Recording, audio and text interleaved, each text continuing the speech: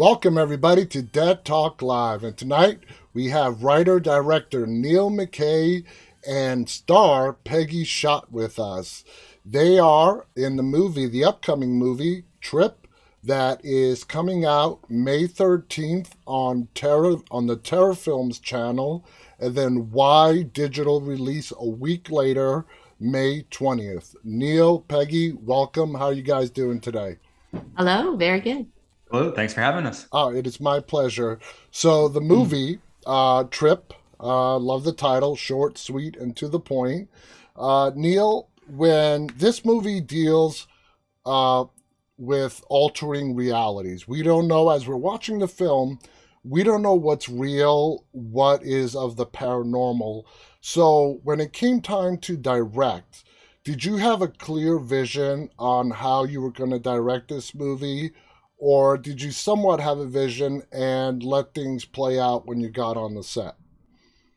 A little bit of both. I knew from the get-go it was going to be a contained movie because it's all in one location, Mm-hmm. my house actually. We did that mainly for budgetary reasons, but also wanted to create kind of a very claustrophobic feel. The mother, the lead character, is a recluse, so she's kind of very scared of the outside, and we wanted to keep it, contained and like I said, claustrophobic.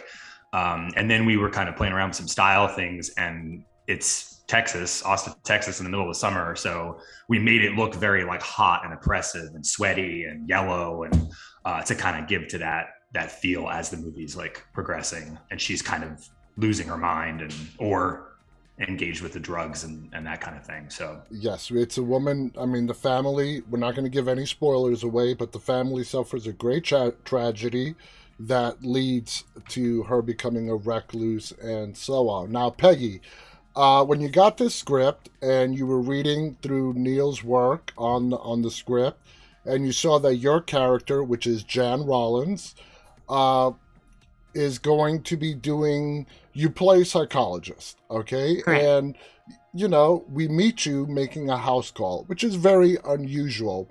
So as an actress, when you see this and you're like, well, how am I going to justify and how am I going to portray a psychologist making a house call? What kind of mindset did you go into?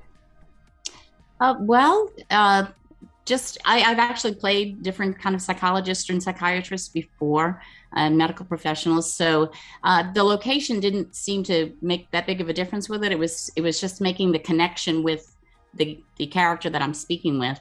Um, but I when I first read the script, and I was very interested in it because, without giving anything away, there's a lot of Oh, a yeah. lot of interesting things that my character goes through, a lot of changes, which as an actress, that's fun to get to do. And when Neil just said about the contained environment and the whole claustrophobic effect, did you feel that when you were on set, what he was going for, and did it come out in your performance? Oh, I think so. Yes, because I don't think I've ever done a whole, well, an entire feature for sure. But even a short film, it's hard to find anything where you pretty much have just one location and a few actors. So it gave us an opportunity to really get to work together. I know Akasha Villalobos, who plays the mom, and Major Dodge, who plays the dad.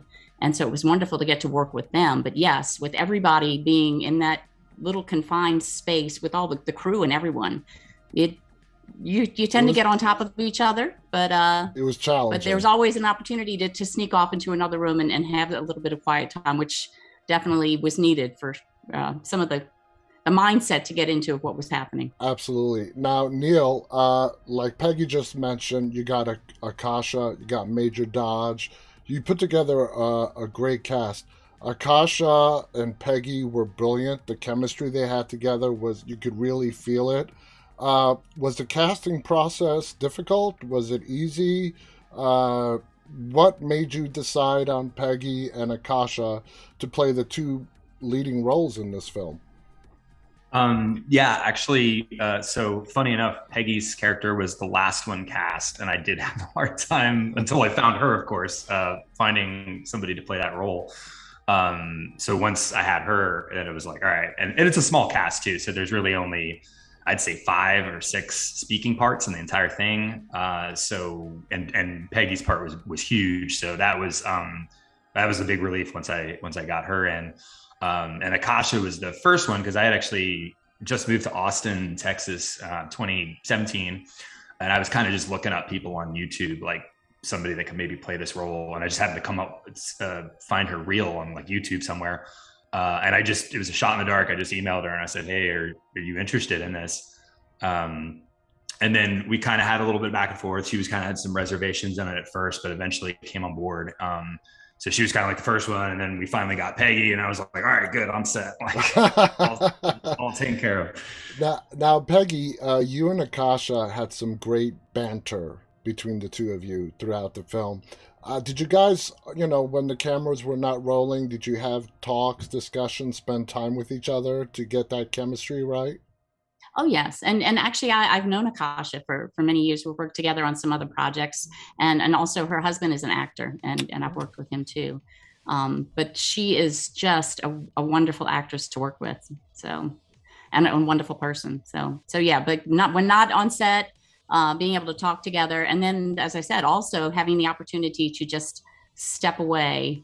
I'll say that Akasha, every once in a while, she'll just say, I'm going into the closet. And she would go in the closet just to, get her head around what was coming up. So did Neil allow you guys, since you have worked together and you've known each other, liberties to sort of play out, the scenes with the banter back and forth and so on?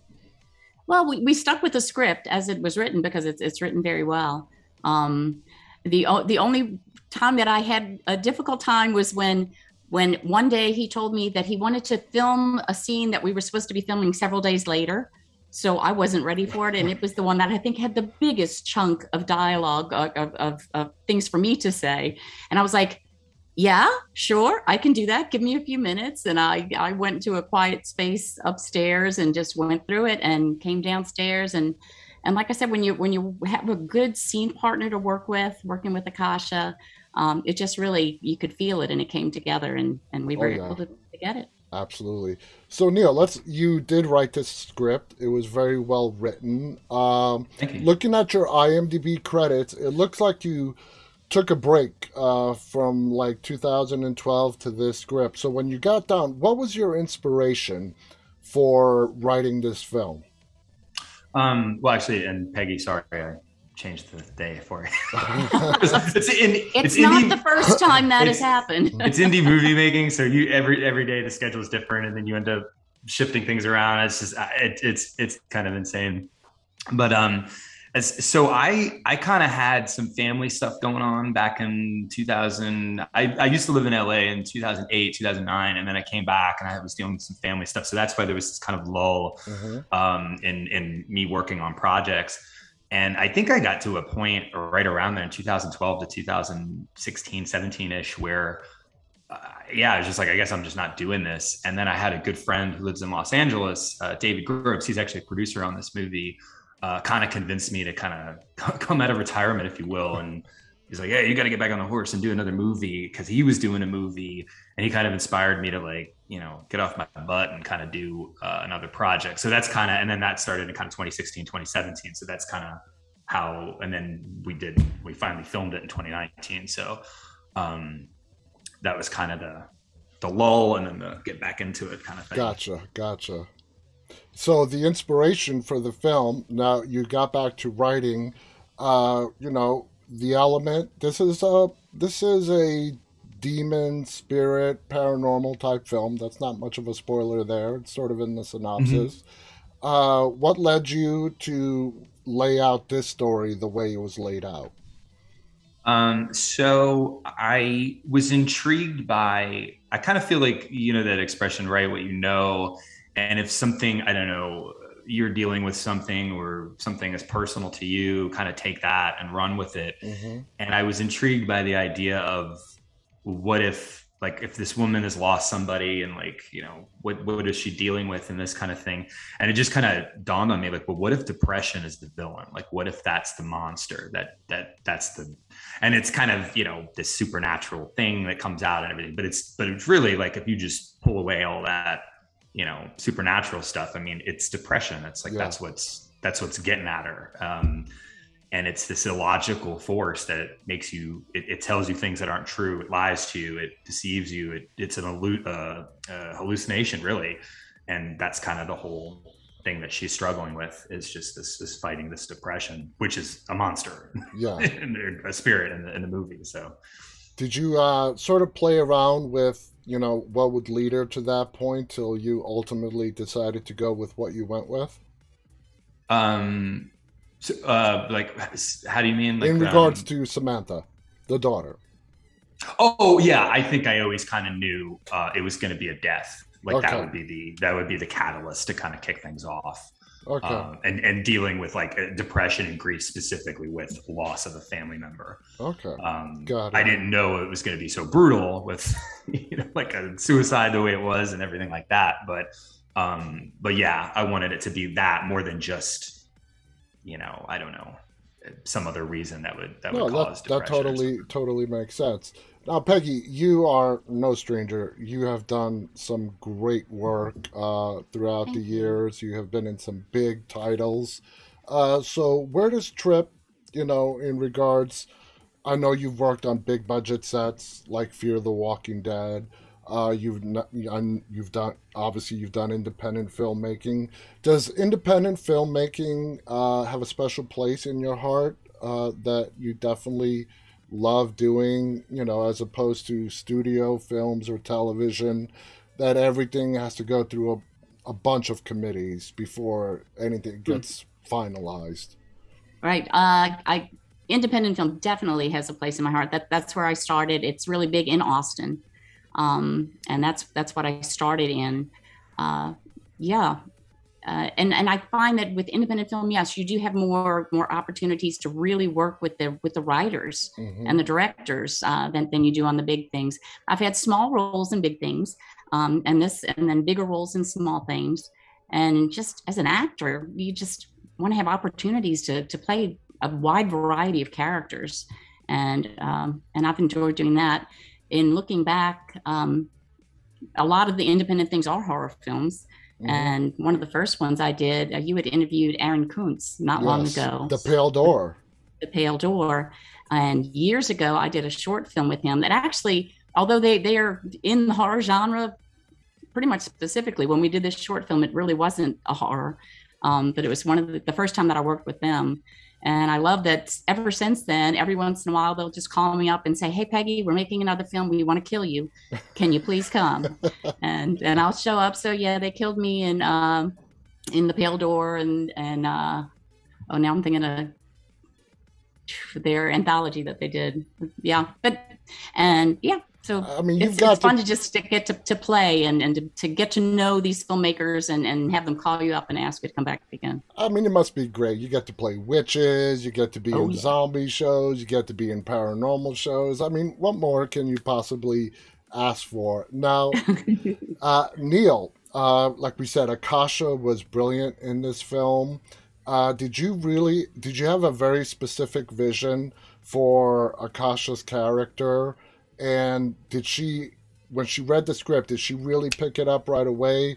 Did you two have to have prolonged discussions on what your vision was for her character? No, that actually took a little bit of work. And what ended up happening was that we just started like texting each other back and forth, where, she would just start asking questions about, okay, what do you think about this? It's like my history with the daughter and the husband. And I was like, okay, that's cool. But, and then we would kind of play that back and forth. And I think the more she was able to like get some background info and like create her own story of this character, the easier it was for her. But she was saying that was one of the reservations she had early on taking the roles, because she's like, I don't feel like I could connect with being a recluse or an alcoholic or someone who's depressed. Like, that's just not me. So she was kind of like, I don't know about this. And then I think she somehow found something in that part where she was like, oh, no, I can't connect with this. And then once she had that, it was pretty seamless. I thought I knew she would pull it off. But yeah, she had a lot of like, let me figure out who this character is. And then it was kind of, it just went, it just worked out. Okay. Yep. I mean, definitely worked out. She was absolutely brilliant. And Peggy, your character, again, we're not going to give away any spoilers, but you go through somewhat of reveal as the movie goes on. And like I said earlier in the show, there's a lot of parts in this movie where we don't know what's real and what's not real. Is this person who they say they are? Are they not? So, did you have fun with that? Especially when it came to your character as the good old house call psychologist. When it came time for the big reveal and all that other good stuff, did you internally just have some fun in playing the role? Absolutely. Yeah. That is a lot of fun. Of course, the tricky part is that you don't always film in order. And so, Neil and I would talk about, okay, where are we in her journey and the changes that you're seeing in her character. I remember when my daughter had seen a clip from the film and she looked at it and she says, Mom, didn't they have somebody to do your makeup? And I said, yeah. And she said, it doesn't look good. I'm like, well, it's not supposed to. so, all the changes and working with the special effects people, and yeah, it's fun. It's a lot of fun. That's actually a thing. The makeup, I've gotten many comments on that, of how cool that kind of, it's this like gradual change. And again, I don't want to give too much away, but there's this kind of, so if you see it, the end of it or whatever, you're going to be like, what, that looks weird, but it kind of works like it's a progressive thing. So that yeah, it's funny that you bring that up with the makeup, because a lot of people catch on to that. And it's done a lot it's done quite frequently in movies and television, the character, and it's very subtle, and it's up to the audience to notice that the character is progressively changing. But what are they changing into? Neil, did you want to keep the audience on their heels, on their toes, and just keep guessing on, like, again, who is she, what is reality, what is fiction, and so on? Oh yeah, absolutely. I think one of the things we're playing around with here is all of this real? Is this the drug? Because Allie takes this hallucinogenic drug to commune with her dead daughter, or is she just going crazy? So it's like, which one of these three things is it, or is it a combination thereof? And I don't, again, spoilers and stuff, but I don't think, like, Peggy's character, the moment she's introduced, I think people are gonna be like, okay, what's going on here? And then it's kind of a back and forth, like, okay, is she for real, or is this, like, what are her motivations? So and then of course at the end, like, what's really going on. But exactly. I was intrigued by that, of like, okay, is she good or bad, or what's going on, and like, do I trust her? And okay, I do trust her, but not really, you know what I mean? Like, yeah. Peggy, I want to ask you a question. I could ask this to Neil, but I want to ask you this question because you're the one who was acting this out. We find out, Neil just mentioned hallucinogenic, okay? But we find out that it's not really a hallucinogenic. When you do your characters, any character, and you sort of fill in your character's motives for doing certain things in your roles, when it came to that drink, the drink that you give Akasha, and we find out as the movie goes on what it really is. What story did you tell yourself? Why would Jan give this to her to start the sequence of events to unfold? Or did you just really not think about it at all? No, because it is what sparks the whole rest of what's going to be happening, to give it to her. But it's giving her hope. As Neil was talking about, the fact that the real demon is depression. Mm-hmm. And in depression, within your own mind, you're telling yourself things that aren't real. And it's a struggle. But then there are times when you're more lucid and trying to be positive and trying to find hope. And I think that, with this hallucinogenic drug, it's something that gives her some kind of hope in her struggles. Absolutely. So. Neil, was it important for you, the way the story played out, for it to not be a hallucinogenic and possibly be something else? Or why not just write it out for it to just have there be a certain chemical in there when the results come out to make her think that, this could be all a trick in my mind and so on? Yeah, I think it was really just kind of, for lack of a better excuse, just I thought it would be a cool hook to kind of be like, oh yeah, it's just a ruse. The hallucinogenic is just, it's like, it's part of the story, but it's not what this thing is really about.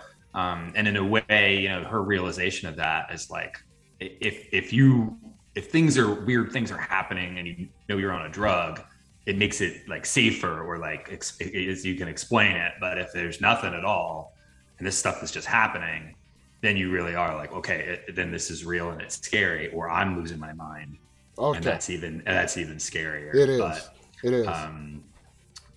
Yeah, there was no particular reason. I just thought it would be kind of a cool little twist. But I always knew that it was always going to be this spirit. Yeah. And that was going to be real, Now, Peggy's character, Jan, tells the story of, the way her character recounts it. It's a story she heard a while ago in Africa about this shape-shifting spirit that can mimic loved ones and feeds on their fear, anxieties, and gets stronger and stronger.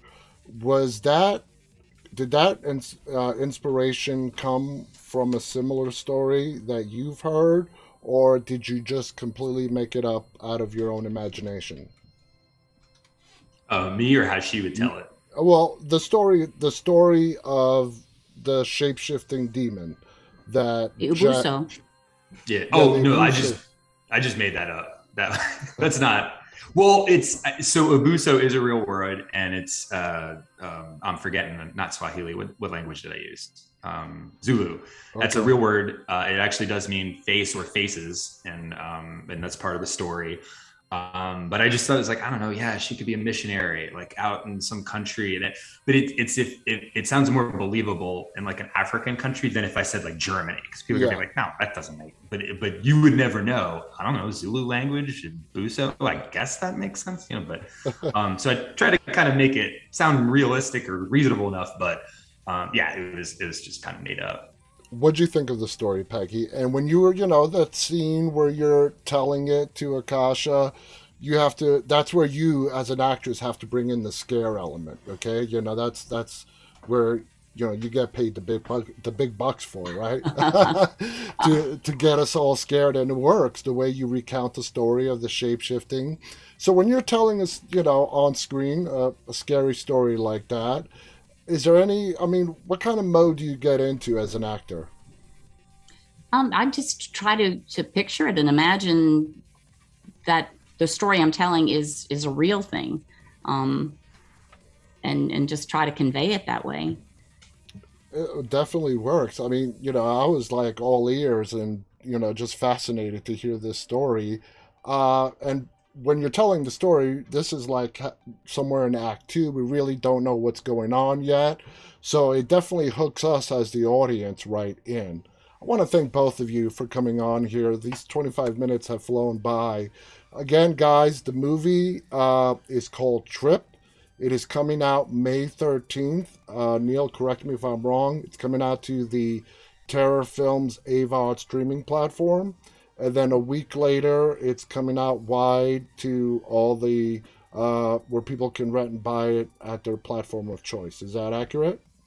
That's accurate. Yeah, we don't have the specifics of the platforms. I'm pretty sure Amazon, Tubi, Google Play, Apple TV, like it's going to be a wide variety, but awesome. We just don't know exactly when it hits. But all of that is on terrorfilms.net. They have a splash page for us, so it'll have all the links. You can go directly from there to your platform of choice. Neil, just one final question. When you started penning this script, it's very difficult to make movies, obviously, and the most difficult part is financing. Did you have everything in place when you started writing it, or did you write it and then pitch it around till you got, people interested enough to invest in it? I had mostly it kind of figured out of like how that was all going to work. Okay. Like well before, yes. So it was like I was writing it when I kind of had, okay, I think this is what I'm going to do. And then I had to kind of tailor the writing. Like, well, you only have so much money. So that's why, certain things are kind of like, again, contained in a house and, you know, minimalistic. So, Yeah. But yeah, I kind of had the game plan of the financing sorted out before. Awesome. That's great. Congratulations to both of you Thank you. guys. I'm sure you're Thank very you. excited for the premiere date. Peggy, you're great. Neil, thank you so much for coming on here. Thanks for having us. Great Yeah. story, great movie. Please, guys, watch it. The movie is called Trip, coming out May 13th and will be available wide May 20th. Thank you to our guest, writer-director Neil McCay, actress Peggy Schott. Till next time, on behalf of our guests and me, stay safe, guys, and stay walking. Good night. Good night.